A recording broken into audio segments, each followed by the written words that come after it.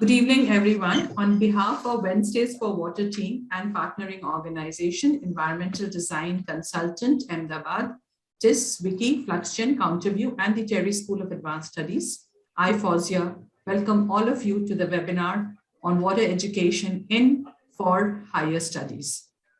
Wednesdays for Water was instituted in April 2021 and with the objective to engage in conversation with water experts, grassroots practitioners, policymakers, and youth to explore the complex intertwined issues associated with water and explore possible solutions. You'll be happy to know that we have successfully completed 7 months. That's close to 30 weeks of learning and engagement with the water enthusiasts. And with that, last week we started discussing on water education. And in terms of how and where does water education find its place in the higher education? Yes, so speakers who we had in the last week, they brought out Professor Arun Kansal, who joined us from Terry School of Advanced Studies, actually shared a research that he had conducted on relevance of water education in higher educational institutes. And the study actually brought out that of the 897 institutes which was looked at, only 335 offer water education, and the penetration was fairly low. That's about 33%, primarily focused on engineering, science, and PhD, and courses like hydrodiplomacy, water disaster, water economics, law, gender, governance rarely found place in this very, very technical domain that water is viewed as. He also brought out that there was a disconnect between the pedagogy that is there actually was disconnected from practice, and most people who taught water probably had more of a theoretical perspective on water, and the practical perspective somewhere was actually missing. And then we had Bijoy, who has joined us today as well from IISCER, who actually said that water education has to be problem-driven and anchored in normative concern. So vis-a-vis, the science perspective, which is more of curiosity-driven. And then he even highlighted that social scientists, often, for them, the unit of assessment is people, and often we end up ignoring the water cycle or the biophysical boundaries or the hydrological dimensions. So he also said that going back to basics means that actually you need to look at the water cycle. And then we had Gitanjali, who actually brought out water heritage and culture, and she highlighted on the studio approach and viewing water holistically. A very interesting thing that she actually said was, that people who are actually studying water need to, or people need to really experience nature or the natural system. It's very important to view and feel it yourself before you even go ahead to find a solution for a problem. So, and then she also added on the wisdom of the local community. And also she said that we need to really de-layer the water systems through a design thinking approach. So today we are actually into the second part of water education. And we are really honored to have three esteemed panelists, Dr. Prabhat Singh from IIT BHU, Dr. Pranjal Deekshit from TISS, and Dr. Bhakti Devi from Smruti. So Professor Prabhat Kumar Singh is a professor, Department of Civil Engineering, IIT BHU. He did his civil engineering from Aligarh Muslim University. He did his master's in environmental engineering from University of Roorkee, and PhD from Indian Institute of Technology, Kanpur. And his research interests are water quality control, environmental impact assessment. He worked for the Water Resources Department, Bihar, for almost about 17, 18 years before he actually moved to Delhi and then finally to IIT BHU. He has a large number of publications and research projects to his credit. Thank you, Dr. Prabhat, for taking out time to join this. Our second speaker today is Dr. Pranjal Deekshit, and Pranjal is assistant professor and chairperson at the Center for Water Policy and Governance, Tata Institute of Social Sciences in Mumbai. His research has focused on the privatization of water services, specifically on urban water and public-private partnerships. He led the designing of a new curriculum for the master's program in water policy and governance, and with his experience, we had also invited him when we were actually doing a curriculum workshop for WASH. And Pranjal has over 10 years experience in policy research and advocacy. He also has been coordinating the Masters in Water Policy and Governance in TISS since 2013. He has worked on issues of delivery and management of water and sanitation services and livelihood issues in tribal communities in India. And he has also been actually a member of a delegation under the International Visitors Leadership Program, coordinated by United States Department of State, Educational and Cultural Affairs. Thank you, Pranjal, for taking our time to join us today. And our third speaker is Dr. Bhakti Devi. She's the founder of Smruti, an urban water doctor. She has a PhD in water management from the University of Western Sydney and a bachelor's degree in civil engineering and a master's degree in environmental engineering from the University of Bombay. She has over 30 years of experience in facilitating and implementing water user-led on-site self-sufficient water schemes in water-sensitive neighborhoods. Dr. Bhakti has worked in diverse functions across the value chain of the water system, policy planning, capacity building, etc. She is also the founder president of Water Resources Council of WICCI. She has previously worked and contributed to some prominent organizations, including Sydney Water Corporation, City of Sydney, Center for Water Sensitive Cities, Cook's River Alliance, and the Alltech Foundation, and Good Art. Thank you, Dr. Bhakti, for joining us for today's discussion.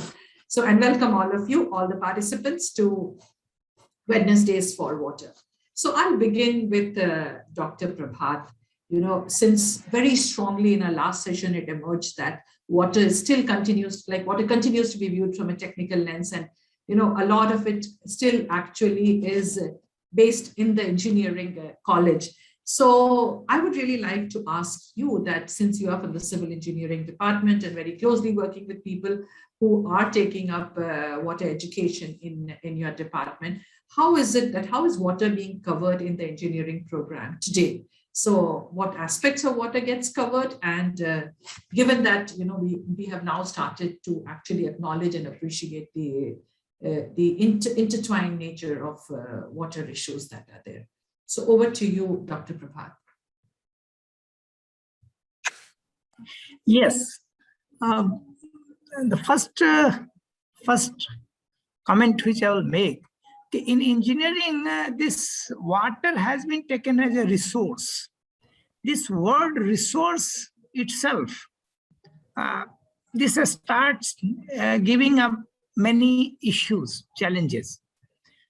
The moment you start thinking in terms of a resource, you have benefit, cost, and all engineering aspects start coming. As we were discussing with Dr. Bhakti, this sustainability part that is nowhere to be seen, at least to the extent I have seen in the government departments and including academics. We always talk in terms of benefits.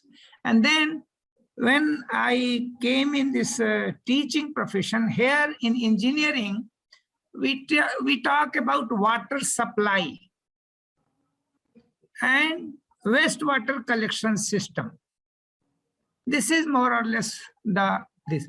So here, for example, my struggle has been how to come out of this water domain and how to reach to river, or for that matter, pond, or for that matter, groundwater. So water everywhere, and I have been talking about water for drinking, water supply, industries, everything, township planning, construction purposes, but who cares for the sources of that? And the one input I'll give, I was one of the members in this Uttar Pradesh rural water supply schemes, and there, so somehow we got connected, or some people thought it proper to get connected with us. But when we started talking in terms of the sustainability of the schemes, even including these water supply schemes, they simply took another line of action, and we were simply sidelined. So somebody, when I was taking feedback for our own service delivery, they told, sir, you people talk too much about this sustainability. we are too pressed to achieve our targets than this sustainability. Sustainability, whenever the issue will come, I mean, whosoever will face, he will answer those questions. So I summarize that in engineering, these things are really some points to think deeper. And slowly I have shifted my lifestyle. I started my, deeper study research, nitrate or arsenic problem or fluoride problem in drinking water and drinking water supply and house level treatment and all those things. And now I'm working on river health. I very much consider river as a natural system, how as humans, and there are many hospitals and many specialization of taking care of the health, how we can restore the river health. If river is healthy, and I go one step beyond that, I say not only river, we as a human, we don't want to be only healthy, we want to be happy. So similarly, rivers have to be healthy and happy. A happy river is one which gives something to you. A happy person is one who can give something. A giver's feeling is there, a thrill is there. So until unless we restore these rivers as a healthy and happy rivers, our society, has to seriously think on that. We cannot concentrate, or we cannot keep talking on water supply, in everywhere water supply. So I will pause for a moment. Let us see. Thank you. I think, thank you, Dr. Prabhat. Very nice points that you brought out. The importance of source sustainability. And you did bring out the point of rural water supply scheme in Uttar Pradesh. But now we have a massive rural water supply scheme, the Jal Jeevan Mission. So it has almost turned into a big mission where on a mission mode, we are trying to fix taps in the rural house, 14 crore rural households. But from where is the water going to come on those taps? What is the source sustainability of those? Probably there's a huge question mark. And since you have worked in the Water Resources Department in Bihar, I had a chance to do a training program for PhD just in September for community participation in this rural water scheme only. And all the engineers said that actually this rural water scheme in Bihar started even before Jal Jeevan Mission. That was in 2016 around the election. So as you rightly said, that they're pressed to achieve their target. So the engineer was given roughly about, I would say, something around 30 minutes to do a complete calculation and provide them an estimate as to how much would it cost to fit all households in Bihar, in villages in Bihar, with tap water connection. And the engineer said, ma'am, if in half an hour we have to do that calculation, you can imagine what is the kind of calculation that we would have done and the execution, because the election was round the corner. So they were not even given time. So we have all been experiencing these things that, the rhetoric or what we talk about or what we is very different from actual on-ground action that's happening. Thank you. I think I'll come back to you again, and I'll move to Pranjal. Pranjal, of course, started the program on water policy and governance. He has been instrumental in making the curriculum for that entire program. Why did, Pranjal, you think there was a need to have a program on water policy and governance? And what are the aspects that get covered in that program? What is the relevance that you see in this current, water-related issues that are there of a program like this? Over to you, Pranjal. Yeah, thank you, Fawzia. See, I have prepared a small presentation which actually tries to cover both of the aspects which you had sort of indicated around. Is it okay to share that, or yes, should we continue? Please share. Mansi, you can make him a co-host to please share. Yeah. Are you able to share, Pranjal? Just check, please. Not yet. It says. Okay. Okay. Check now. Yeah. Okay. Thank you. Hope it's visible.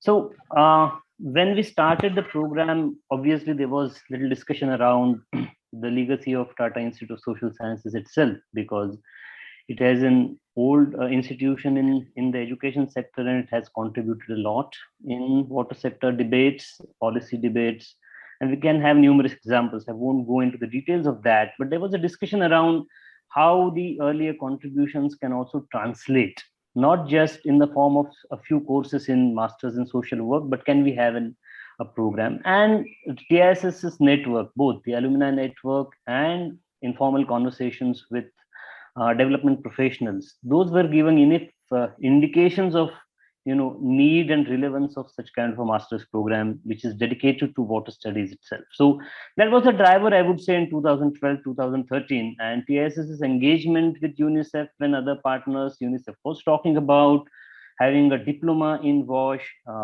There was a context of reforms, government sector was opening up, so there was also a need felt that water policy professionals and water practitioners could be required in the sector in general, and then there is no specific focused education around water. So that was the context with which we launched, but we started with lots of confusions.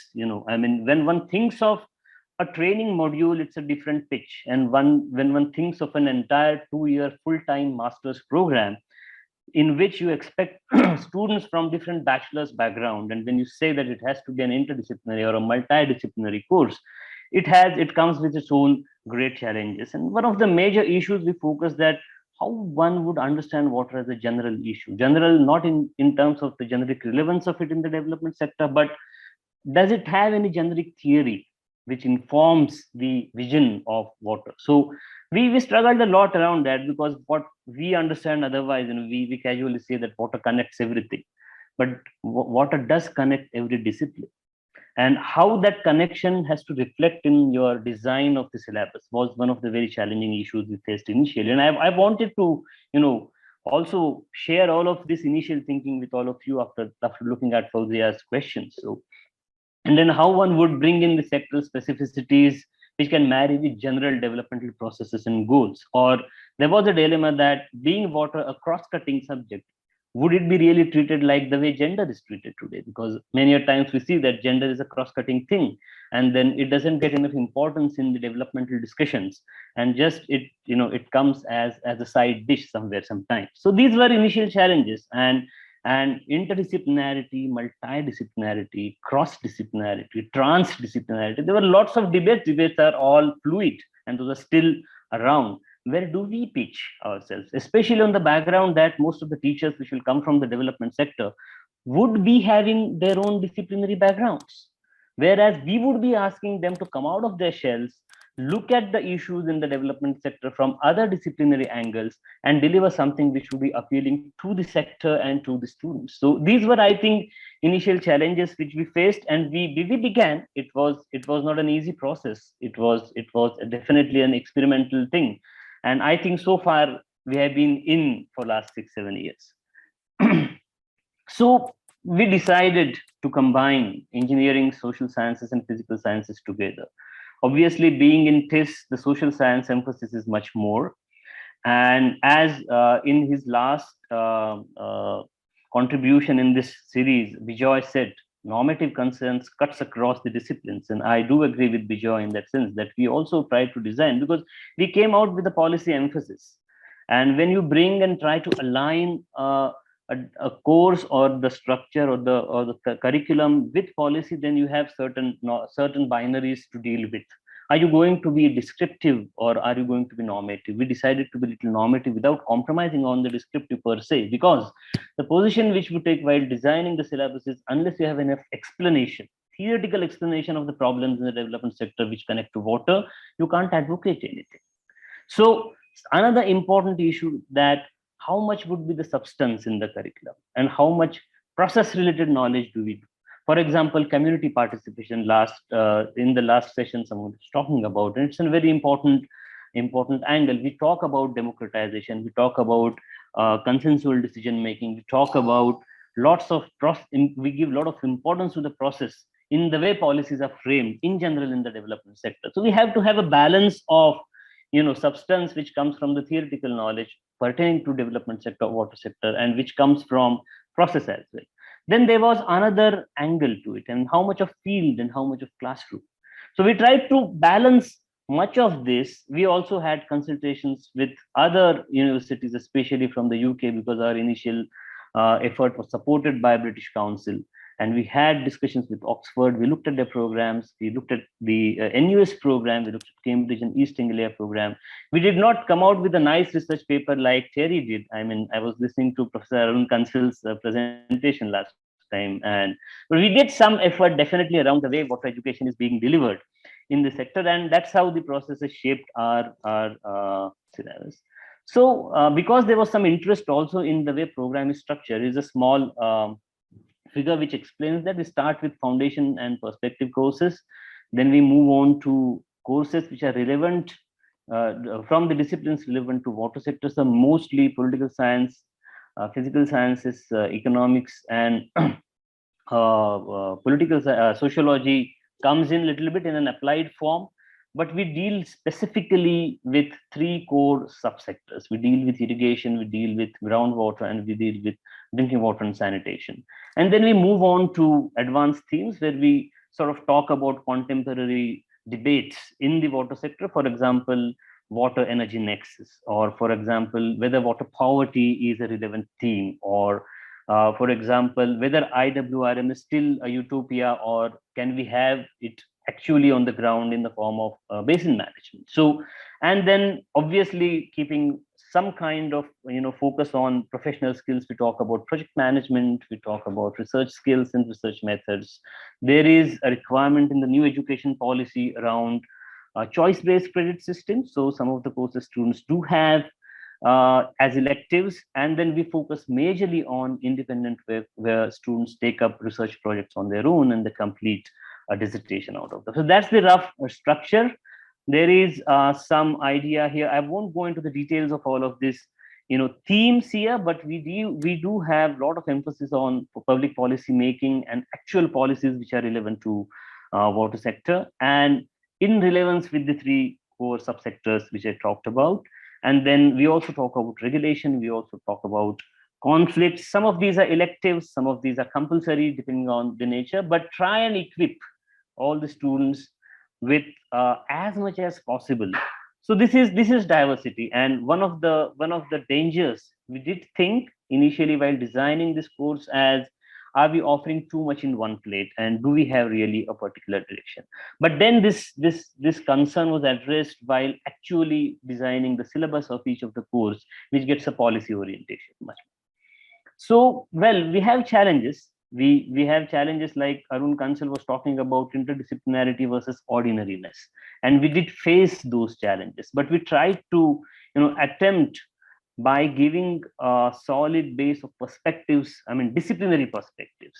And we also based ourselves not in terms of much more in terms of advocacy oriented syllabus, but we remain open in terms of teaching the debates, teaching the subjectivities and critiques. For example, social sciences theory has a very, very heavy critique on engineering perspectives on water management. So we do talk about these kinds of debates openly in the class, but we also focus on the need to listen and to realize the limitations of these critiques also. So on one hand, you talk about normatives, but on the other hand, you be open and try and equip students, not just in terms of knowledge and perspectives, or try and develop some kind of independent thinking in the students. At least as far as the teaching is concerned, we do try that. Well, there was a question around also employability, and we are fortunate enough that more than 85% of TISS masters are working in the water sector. So that really. Pranjal, shall I come back to you on this question? Problem. Yes, yes. If you can stop sharing, maybe you can share again. That's not no a problem. Problem. Thank you. I'll just come back to you on this slide. Sure. Thank you very much for bringing out that. Yes, I know the sort of a greater stress maybe on policy and governance, but you are covering courses on hydrology. I did see GIS, and I have had a chance to interact with some of TISS water students, and I know Water Energy Nexus, yes, they do. So there is a program that Cornell offers on Food Water Energy Nexus, and there are some TISS students who actually take that course. And I give a guest lecture every year in that course as well. So that's how I have a connection with TISS students on that front. But I think you very brilliantly brought out in terms of, the wicked problems and how they need to be addressed, and probably what led to the starting of this, the consultative process that you had. Of course, Cherry School of Advanced Studies also, when we started our interdisciplinary program, we named it Water Science and Governance, and we did talk about that as well, that how we can do it. Vishal is here today with us, and he played a very crucial role in many of the courses that were on governance and gender and water security, and so he had been instrumental actually in helping us out with those programs. So thank you, Pranjal. I'll come back to you. I think I'll move to Dr. Bhakti, who is an engineer, and perhaps one of the first few who started talking about sustainability also. So Dr. Bhakti, now, and since you're a civil engineer, I'm sure you must be feeling some kind of a gap that is there. What you studied then, and where that gap lay, and how do you think we can make our college curriculum, especially the engineering college curriculum, more inclusive?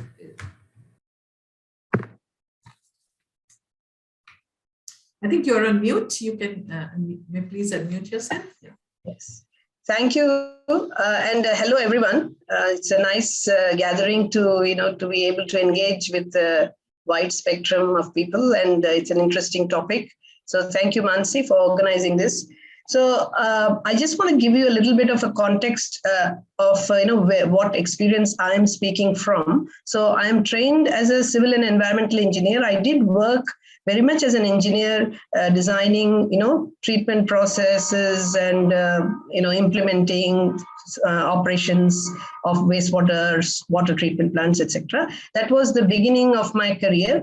And then it took a little turn when, of course, I migrated to Australia, and over there back in 2000, the Olympics was making sustainability as a theme and as an opportunity to promote sustainability within public sector. So I had the fortune of joining a think tank group as a multidisciplinary team. I was part of the team because they needed an engineer, and I had absolutely no idea about what sustainability. I had heard the term, but I had no idea. But I joined the team as an analyst and working with the data from the utilities, from municipalities, helping develop evidence-based policies, plans, and programs. And that was my introduction to, from being an engineer to being more strategic. And it brought me to the world of policy strategies, which showed me where the change actually gets effected. If you want to effect a change on the ground, I learned firsthand that it actually needs to happen at the top, at the policy level. And that was a fascinating world. And I stayed into that world because I also discovered that I do have a big picture thinking as my, it's something aptitude-wise, it suits me. And of course, my training also helps me in bringing out the micro issues from the ground and inform the policy and how do we do that. So that's the largely has been my experience. And so from that experience, I have, jotted down a few points in terms of where, because of that experience, I could see what all I missed or could be included within the engineering curriculum. And some of the points which were, already Professor Prabhat Singh brought out, how what is missing. So can I just please share the slide? It's one slide I have prepared to summarize. Let me see. It's always, I got the slide. Are you able to share it? Yeah. Yeah. So this slide, basically what I've done is I want to also take you through what's the current paradigm that informs the curriculum. And I've also added urban planning as part of the, even within urban planning as a curriculum along with engineering, the paradigm that currently informs them or what's absent is, natural water cycle. And as Professor Singh said, sustainable water management link is completely absent. And also what has changed, it's very much focused on hardware centric, like how do you create a capital infrastructure? How do we design it? What will it cost? So it's driven by that. It is also driven, the social and environmental context is often missing within that engineering curriculum. And of course, it assumes that we shall continue to manage water in a fragmented way between the three silos of water, sewage, and stormwater. The other thing it assumes is it is always going to be a centralized infrastructure and a monofunctional infrastructure that, the pipes, we just have to design for one single function, infrastructure. It's also supply centric. So it's always about, as Professor Singh said, how can we use this resource and exploit it and extract it to to suit the needs of the human society without really at the cost of or in exclusion of what happens to the environment or society. There's no context of that. It is also, again, assuming or working in the paradigm of the old linear extractive approach to resource. And the sensitization to sustainability, life cycle analysis is missing. And because of this, water, and again, urban planning has got some things missing, where urban planning, water becomes an afterthought. So right from the beginning, the training of the urban planners and engineers is such that when they end up practicing, they never talk to each other. And that is what we get to see at the city level, where, cities are rapidly developing and water infrastructure is always catching up. Whereas, it could have been easily coordinated at the time of the planning, but it doesn't happen. So because of that, the kind of things we should or we could include, the suggested inclusions I've listed are very important, that even in any curriculum that talks about water has to start with the whole basic natural principles of what sustains water in nature, about how does the water cycle itself work and what does it mean to sustain water. Because in fact, it has been only in the recent years since I relocated to India in 2017, and I've been completely freed myself of all institutional baggages, academic baggages, and looking at things independently, having realized that, we really need to be talking to the new community, engaging and reflecting on these things that are not often made part of our decision making. And it was an epiphany that just made me think that all through a professional career, we never ever acknowledged the whole interrelationship of the vegetation and soil to sustain water. All our decisions, or even in sustainable water management, only focuses on how to make water efficient, how to recycle water, how to reuse water, but never talking in terms of what happens or how can we sustain water by nurturing or the natural water cycle which we have damaged in the process of development. So that is very, very important. The other thing is that, talking about the utilities, whether it's a municipality or a water board, which are in the service of, supplying and managing water, they are having to move to become more service-centric rather than asset-centric. It's not about hardware, it is about the service. We have to include the environmental, social, institutional context. Again, integrated management has to be brought in, because the paradigm is shifting. It has to shift. It's not a nice thing to do, but it is a necessity now. It's critical. And in the same way, as I said, because we have assumed the infrastructure to be monofunctional, we have to start talking about decentralized, small-scale, modular, multifunctional infrastructure. That means you cannot be only designing for one objective of water supply. You have to talk about how can we manage wastewater and also supply the need for water? How can we manage flood and harvest the stormwater and, make it a water supply, option. So these are the things that has to come into the thinking within the curriculum itself. And the supply centric has to also be balanced by, including within the curriculum that, there is a huge opportunity for managing demand. So that is where it has to begin. When you want to manage a resource, let's talk about how can we manage the demand of the resource as part of the solution of managing the resource. So that is also to be included. And also very important that, you get them to critique the linear approach, the extractive approach, and help them to understand why a circular approach is necessary and why we need to shift to more circular approach. And in that same context, sustainability and life cycle analysis becomes important. And lastly, to take the point of the, water becoming an afterthought has to be replaced by making water sensitive planning and water sensitive urban design and water centric. So, this is I guess, that is the only way to counter all that has been missing from the current curriculum. So that's where I'll stop. I think, Dr. Bhakti, this was like super exhaustive. Huh? A lot of things, even now, I am thinking as an afterthought to include in Terry School of Advanced Studies curriculum. So this is really, I think, very, very, very summed it up as Mansi is saying quite well, that we need to really move from an extractive linear approach to a circular approach to a life cycle assessment, build water sensitive, urban centers which are water sensitive. I know that I live in a government accommodation, and that was a new accommodation that came up in 2015. It didn't have water supply also. So we used to get tanker water, and I live in an armed forces accommodation. So I'm just telling you that that's the kind of priority in planning goes into that. And it took almost about 4 years to get it connected to the Delhi Jal Board. Yeah, so it's a disconnect between the planners. So what you said, that water happens as an afterthought, and they don't, these departments don't talk to each other. So you put it very aptly. So from this, we know that we have institutions in India. One, of course, engineering institutions which are there, who have been traditionally offering courses on water.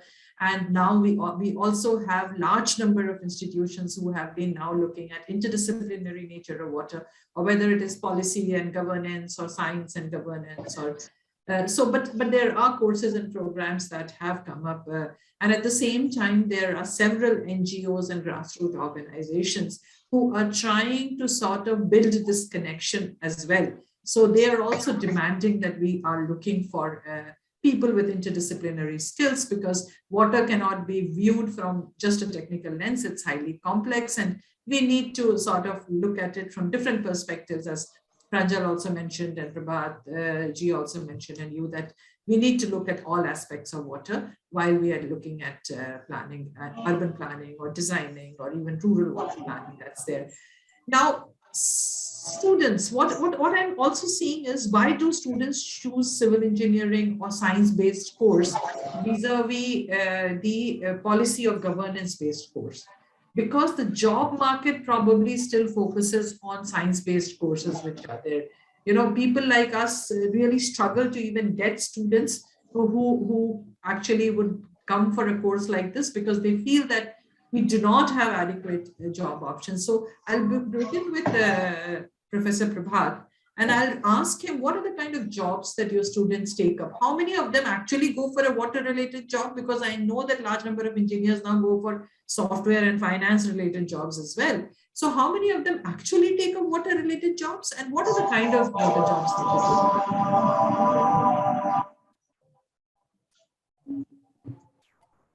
do? If you are, am I audible? Yes, you are. Huh? I mean, nobody goes to any water-related job. If they get some job in water-related area, for example, irrigation department, they join. They do not do anything water-related over there. Engineers simply do not take any decision. As far as I have seen, engineering decisions, engineers do not take any decision. They are simply instrument. They are told to do something, and so they do. They do not have even the opportunity to consider whether it is right or wrong, whether it should be done, whether it should be weir or barrage. That kind of instruction also comes from top. So I have seen, if you honestly talk to engineers, I am a teacher. Engineers are not bad elements.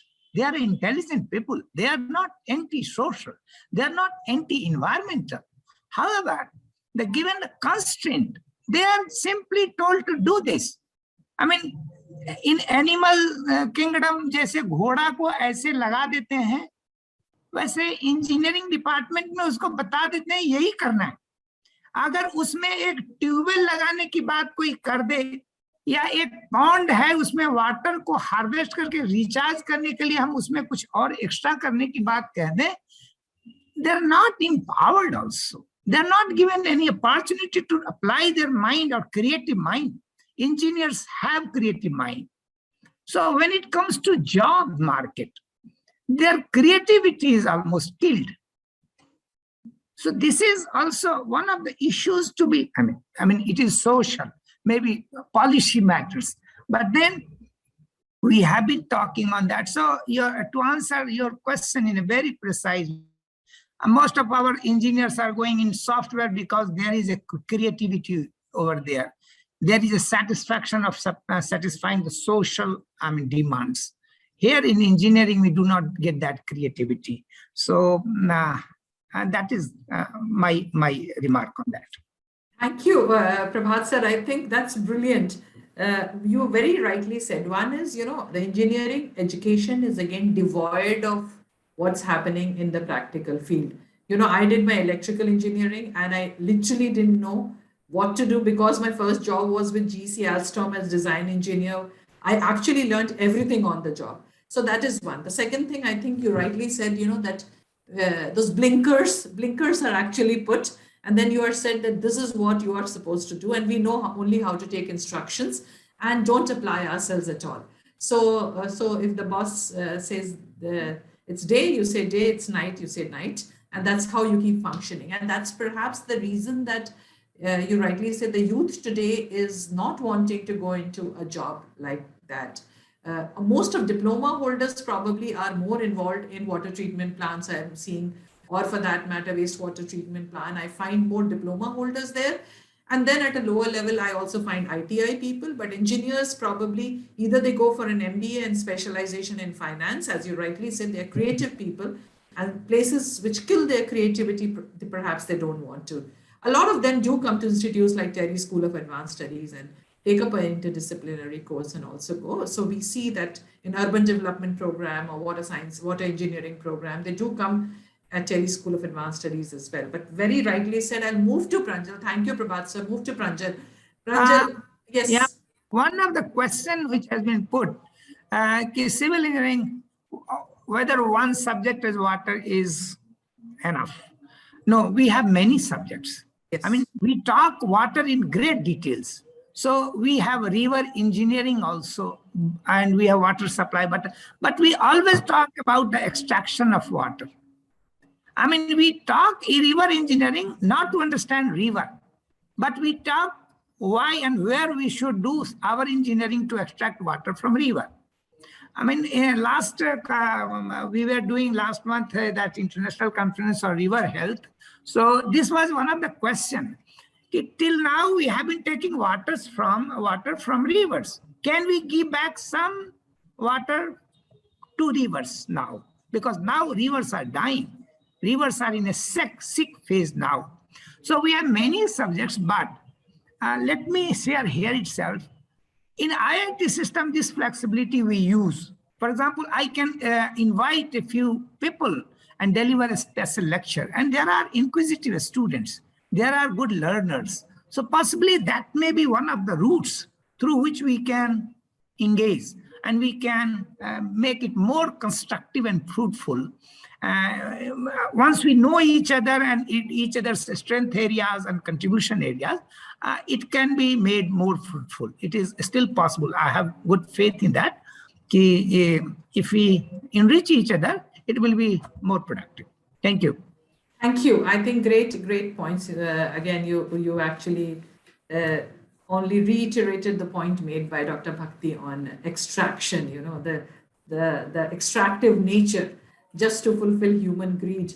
So I'll move to Pranjal, and Pranjal, now you have an interdisciplinary program. What are the kind of jobs that your students go to? What percentage of them actually go for even further higher education in terms of PhD? And finally, I also want to understand any challenges that your students face when they even in terms of getting a job and into the job, also any challenges that they face. Yeah. Well, yes, of course, challenges are part of life and part of their life as well.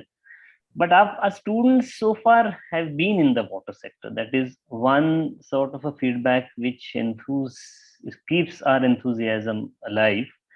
A range of employers. I mean, there are government agencies, there are NGOs, there are private sector companies or consultancy firms, and some of the names are displayed here on the slides, like National Water Mission, now JJM, or Ajivika missions, And even in NGOs, you can have students go to Foundation for Ecological Society, Tata Trust, many. And also a lot of students go in consultancies like the Big Four and others as well. So students are there in McKinsey, those are in EY, and we get feedback. Many times we get feedback that, well, the way syllabus is pitched, it is helping us.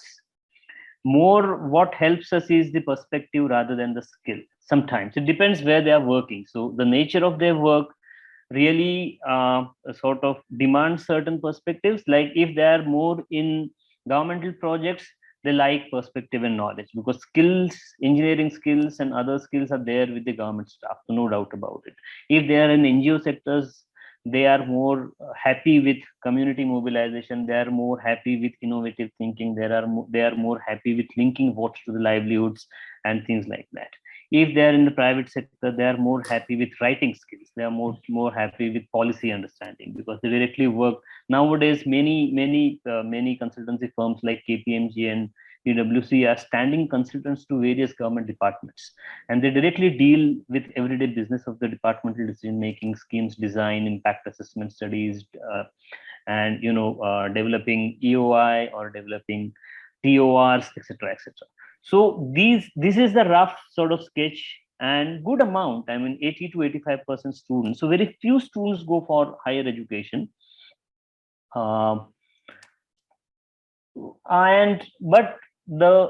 If one takes a larger sort of long-term look on water education and employability, I wanted to make a few points. And one of the questions which we are still facing is, does water education have the potential to change the perception of the employers? Because when we see that employers are undifferentiated.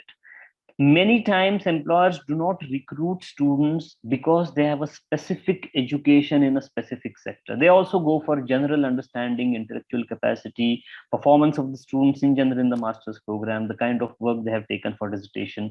So these are the criteria actually employers consider. And largely the sectors are driven by donors. So either it's government or the donor agencies.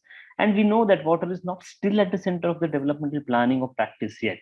So undifferentiated nature of employers are still understandable. I think we have to go a long way to bring water to focus at every decision making, whether it is policy or practice in the development sector. But we also see from a student's point of view, how do they approach employability? And we find that there are two types of students. One who have very keen interest in water education. So students, for example, who had years of experience in Infosys, so 4 or 5 years of experience in Infosys or Wipro, they quit their jobs and come and have water education because they have keen interest in something like water and environment. And there are a batch of students who come for placements. TISS is as an institution which is quite known outside in the education sector. People think that having a degree from TISS, having a degree from TERI, having a degree from Shivnadar, or even Azim Premji, they have a job short. And then we talk to the students and we tell them the realities of the development sector, and we try and convince them that you have to build your own careers, don't look at it as placements. So also we have interactions, but what we find as a pattern is, like in our days, there was engineering plus MBA. Now there is engineering plus social sciences, engineering plus water, engineering plus NRM, engineering plus, something MSW. So these kinds of combinations have better chances so in a way, I don't want to again get into inter or a multi or cross, but multi-cross disciplinary kind of an education is sort of gaining some kind of credence in the employability context or in the job sector, definitely. And very few students, but there are definitely students who consider these platforms for foreign education. Now, in the context of new education policy, these things are going to change, I suppose. But so far, at least 5 to 6% students from every batch, we are seeing that going for another master's in Europe or US, or PhD after 2 to 3 years of experience in the water sector. If one looks at water education from the new education policy, I mean, still you'll again have to give me a no break. problem. I think I have wrapped it up and I have distorted Yeah, the way you will you have have to give me a, structured because I the, would no move to problem. Dr. Bhakti. Thank you Please, for please, bringing please, out that. And please, I'll directly move to Dr. Bhakti here. sure. And I'll try to get her perspective on the job market. One is, of course, one is that we start offering interdisciplinary courses, but are we really taking the right approach? You have an experience, you're an engineer, you have a good understanding of sustainability. You have worked abroad, and in India, you have your own startup, Jal Smruti. So try, see, as educationists or as academic institutions from where all of us come, and we do engage with youth in these institutions, what are the skill sets you think that we need to necessarily inculcate in our students? And also, what's the kind of pedagogy that you think would be best, or would be good, or would yield better result? So that's something if you can reflect upon a little bit. Sure.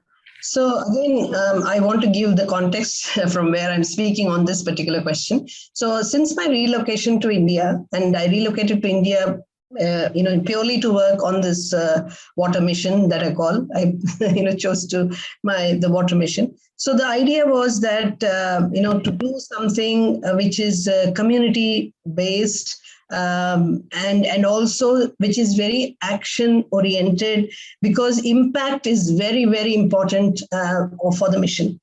So Jal Smruti Foundation has been founded to give an expression to that mission, and to realize the vision that we have about creating everyone around themselves should be empowered to create a world which we call Sujalam Sufalam, as in taking care of the natural water cycle. How can we heal that? So that being the ultimate impact and ultimate vision, the mission is to use capacity building as a tool. Capacity building is a very, very important tool to develop tools, to develop frameworks, and for the community, for the organizations, for the municipalities or the urban local bodies.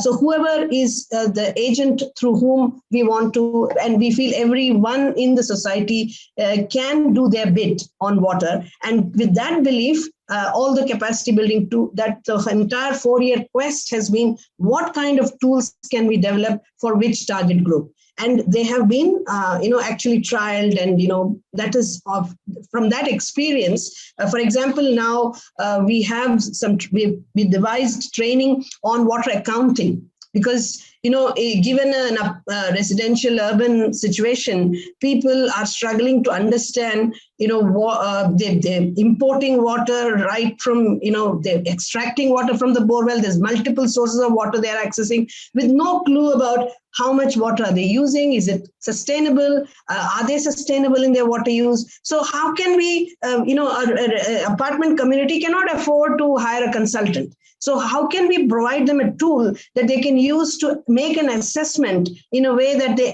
get a good idea about where the action needs to be, what the solution needs to be, how can they prioritize the solution in a very pragmatic, practical way. The tool has been developed and then provided them as a training. So another example is for the city, develop a tool of doing a rapid assessment of where exactly, giving them a 360-degree view of where exactly do they sit within the water sustainability spectrum, where are their hotspots, by asking in questions which they have information already on, not asking very onerous data. So with that experience of the last 4 years that we have been developing training programs for various target groups, again, I have summarized some points on a slide which I can show and talk to. So please bear with me, and just a minute.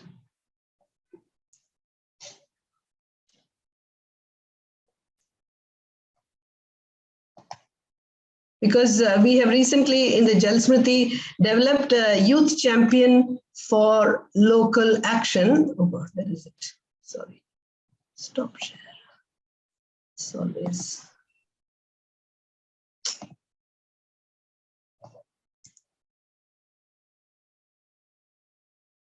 Sorry.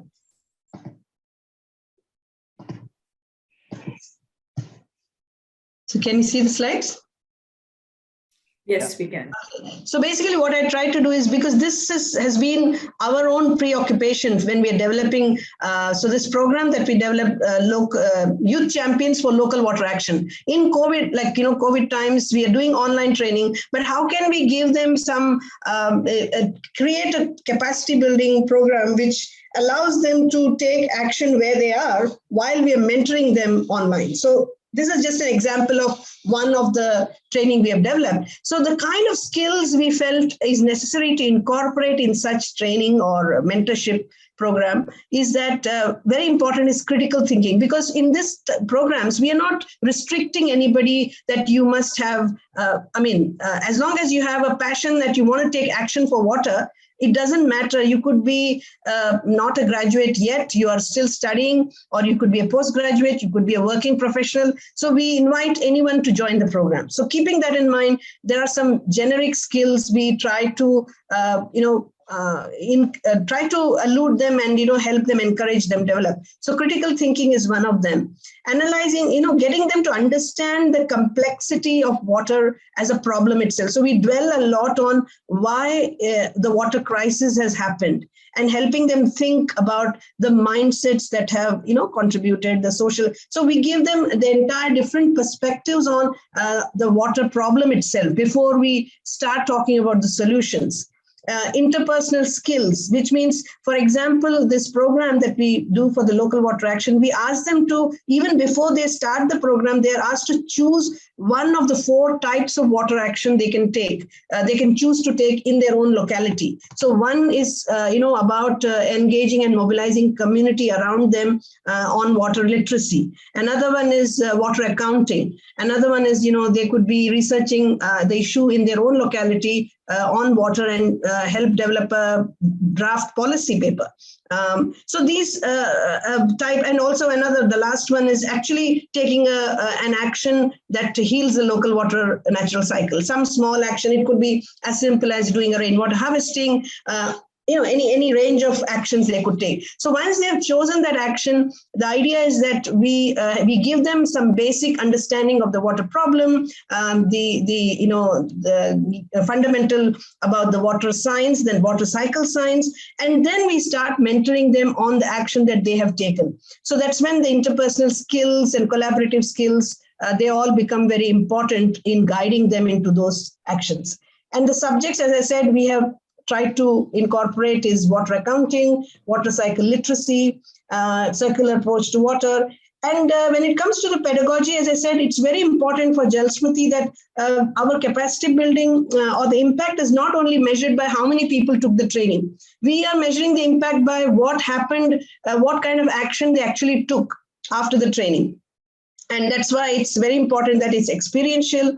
We have also engaged with a university or two on local water cycle internship, because some universities are getting into introducing social internship apart from the job related internship of their own. Say if they're doing computer science, they go into internship and work for a computer science company. But they have started to introduce social internship, which opens the students up to pick any issue, a social issue, and work on that with an NGO. Or so in that sense, we have offered the option of students choosing water internship. So that again allows them to engage with the problem in a real way and help them learn about how to approach it and what kind of solutions there may be, and basically help them understand to use these tools and frameworks in looking at the problem and in looking and identifying solutions.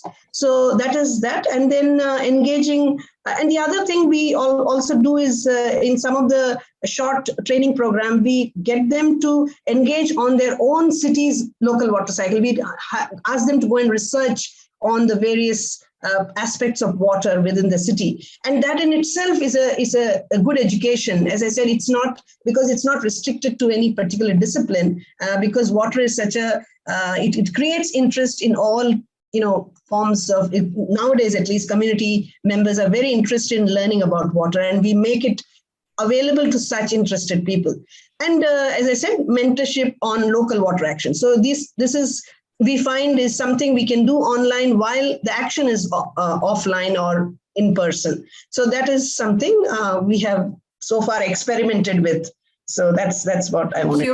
Thank you. You know, most of the skills that you were talking about, I was just reminded of the top 20 skills which the World Economic Forum, you know, they say that 2025 skills what are required. And I think critical thinking and, you know, these are probably people skills. These are the ones, you know, that's just so important. Very aptly you highlighted, you know, that I just wanted to say one thing which I didn't include. For people like ourselves who are preoccupied with you know, building capacity on water, behavior change is a very important one. Yes. It may not be for the people who are wanting to do go and effect, but we allude them about the problem of the behavior change being the root cause. But then we need to also come up with ways to how can we incorporate into our whatever work we are doing in influence behavior. Absolutely. A lot of problems, of course, revolves around behavioral change as well, and that's something that needs to be addressed. But and you rightly, I think what you brought out in terms of measuring the problem or tools to measure the problem, whatever you wish to address, you know, students or people should be equipped with adequate tools so that they are able to really very precisely capture what is the problem, because each problem is very unique.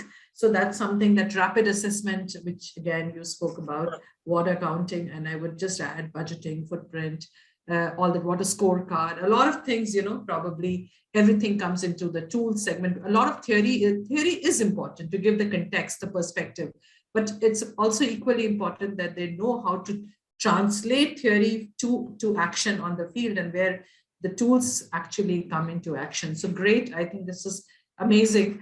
So rather than moving to the last question, because we are already like nearing the end, my last question was on new education policy, and it was on translating it, you know, from what is written there. So the new education policy, of course, talks about environmental awareness, and they say that things like culture, environmental awareness, community participation, that should be mandatory for everybody and not really restricted to just few programs. And I think by now all of us agree to that. So maybe just one quick point that I would really like, there are questions that are coming in the chat box also, but we do have other experts who have joined today. And a quick point, maybe Vishal, if you're around, and would you like to reflect on what has been already spoken? And then we have Bijoy and Vishal, please. No, nothing particular. I think it was, I just found it I was quite absorbed listening to everyone, so didn't get a chance to frame my own questions.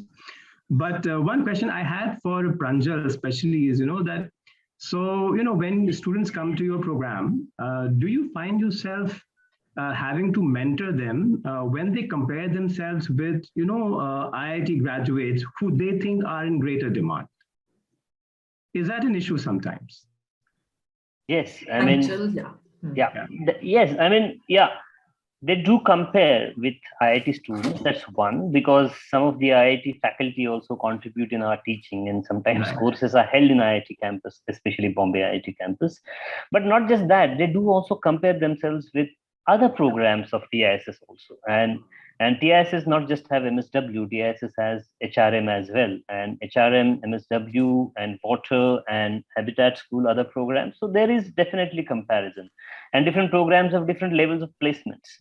So mentoring definitely happens, and mentoring is a continuous process also. You engage with students, not just in terms of what do you teach in the classroom, but also off classrooms in other informal conversations. And we have these spaces to engage with the students, especially during the field work. So for example, we have a course called Winter Institute, where all teachers and the students together spend 15 days on the field taking up a problem, generally in partnership with some NGO or some agency which is working on the field. And we try and make it more relevant professionally, the output of this field work, as well as it gives them the space to engage with CSR units outside working with faculty and students. And then there is some reflection about how do we engage with the professional world, how we position ourselves, and I won't say market per se, but to be able to learn and communicate with the skills which we are learning, as well as the difficulties which the students are facing. So mentoring is a definite part of the teaching learning process, and we learn from the students a lot. Students give us many ideas, and they also help us to remain connected with the outer challenges in the sector. Yeah. Yes, Vishal. Yeah. And that was a very important question. Yeah. Thank you. Thank you. Thank you, Vishal, and thank you, Pranjal. And now I'll request Professor Bijoy. He's there. Bijoy, well, all the three presentations and were very interesting and all very relevant points. I think this session very beautifully summed up the discussion that we began last week. Well, I mean, just to follow up on Vishal's question to Pranjal, I mean, my question is also to Pranjal. I mean, probably it could be open to all of you. I think it is rather easy to monitor progress of trainee engineers or trainee researchers from NGOs who attend short-term training programs and then go back to their jobs. They might actually take on board the learnings from short training programs. Some people do, some people don't. That has been my experience. So in fact, I have also not been part of any master's program or a curriculum, formal curriculum as such. But I was wondering if you could, since most of these master's programs are new, probably the students are there in their respective jobs maybe for not more than 5 to 7 years. So what is the trajectory like? So probably we can actually understand how the trajectory of somebody who is working with a civil society organization would be like. But for instance, you also mentioned people who are entering into the corporate sector. Yeah. So have you been following up with them, like alumni groups, and where are they 5 years after the degree, and what are their perspectives? What are their learnings? Yeah, I mean, not in a structured manner. I mean, we need to build those systems to have some kind of engagement with alumni, but definitely in an informal way, we have been in touch with people. And I would say that the dynamics of the sector itself, I mean, if one sees that in how last decade, the entire NGO sector changed, maybe because of the changes in the way donor policies changed, in the way many of the foreign donors withdrew, and those withdrew, and then CSR came up, and CSR came up with their own, interest. I mean, if I'm a pen manufacturing company, I would see that how my interest would be aligned with something I'm doing. So these challenges do impact the career trajectories of the students. So if one takes an example of corporate sector, especially consultancies, it is not that the only water specific knowledge or insight which they try to develop for themselves would be relevant. They would be asked to do anything, like in Hindi one say, "Jo kaam padega wo karna padega," kind of. Yeah. So they do interact, but it really depends on the students' personal choices also. So some of the students, not many I would say, but maybe 10 to 15% of the passed out students have compromised on salaries sometimes, but chosen the jobs which gave them some kind of job satisfaction to remain in the water sector or to remain relevant to the water sector. So I would say it is not just that the sole program design which influences the choices of the students after they pass out and take the jobs, but also their own choices and the kind of opportunities which are offered by the sector. Yes, Vijay. Yeah, thank you, Bijoy, and thank you, Pranjal, for that answer. Yes, often it does happen that way. Also, their past qualifications. So sometimes there is a student from architecture, who comes and joins and takes a course in water. So that's how those also govern, or from economics background, or the background, initial background, undergraduate background also sometimes. It actually plays a role in the decision making, in the kind of job they would like to, or engineering background. Sometimes they would prefer still an engineering role. So that definitely happens.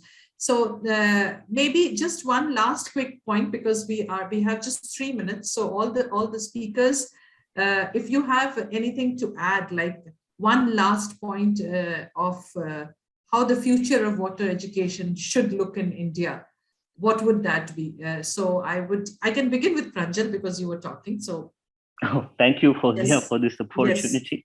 Yes. In the context of new education policy, because that is going to define a lot of things for us, I think we have been struggling to foresee, because we have been a government supported institution, and I'm going to talk a little bit of truth, real truth in the sector, and that has been advantageous to us to attract students or candidates from diverse backgrounds. But if we try to transform a particular program in a so-called financially self-sustainable program, then it might have its own challenges, because water sector still has its role and it gains empathy from a philanthropic position. And if one looks at least the catchment of our own students, where do they go and work? I think they are still in the development sector, which is donor driven. So you try to transform, raise the fees, try and market your programs to corporate, but if there are no vacancies in that particular sector, then it is definitely going to affect the students' drive. So I think if one only talks specifically about water education, I would definitely appeal for government support in this, and because if one tries to capitalize on water socially, politically, culturally, it is going to be difficult. If one takes the earlier Ganga Action Plan and current Namami Gange program and try to understand it from that angle, one would clearly see that central government is financing, although it is hybrid annuity model, most of the cost of running sewage treatment plants all across the cities of Ganga. So that speaks for itself, I think, and same applies to water sector. Thanks for this opportunity. Thank you, Pranjal. Prabhat sir, what's your one last thought? I mean, one thing I will say, engineers are always told to quantify the things in terms of, there are only two things, mathematics or maths. So, and if somebody does rainwater harvesting, and how do you quantify? IIT Delhi was facing one challenge. One professor told me that he has to prove how it helps IIT Delhi campus to harvest the rainwater. So how to quantify that and satisfy the higher. So this quantification creates problem. So in that way, we have worked in that area also. And somewhere I was seeing the slides. We have worked on water for development planning index. Do we have water for development planning? Or for smart cities, the next session, perhaps I'm seeing in the chat box, we have developed a smart city environmental sustainability index. Do we work in that area? Do we have water or wastewater management? So quantification is one of the challenges in the area of sustainability assessment. So, and engineers are particularly facing that, and he has to be answerable for that. So possibly we have to work on that, and we have to work together to bring this, multidimensional approach in water education. That will be my Thank you so much, Prabhat sir. Dr. Bhakti. Yes, I think from Jal Smruti Foundation perspective, we feel water has to be addressed at war footing, which means everyone has to be targeted for water literacy, for capacity building on water, whether it's an organization, whether it's an individual. And I think it has to be action oriented. Any capacity building, let's give them a practical experience. And let's start with people who already are showing keen interest. So we don't have to, we may not change the whole world, but we begin from people we are seeing many people, many organizations wanting to do the right thing on water. And that is where we start. But it has to be action oriented. That's the perspective of Jal Smruti. Thank you so much. Thank you, everybody, for joining this session. We have crossed the time, but I would like to end with what Dr. Bhakti said, that water has to be addressed on a war footing. And then I add that all of us have a role to play, and every baby step counts. So with that, I would like to thank everybody, the speakers, the experts who joined today, the participants, my team member, Mansi and Bibu and Megha, and today Ganesh has not joined, so Ganesh and Vasanta, and we've got a big team and it's expanding. So that's so lovely. Thank you, everyone, and have a great evening. Thank you. Thank you. Thank you. Thank you. Bye-bye. Thank you. Thank you.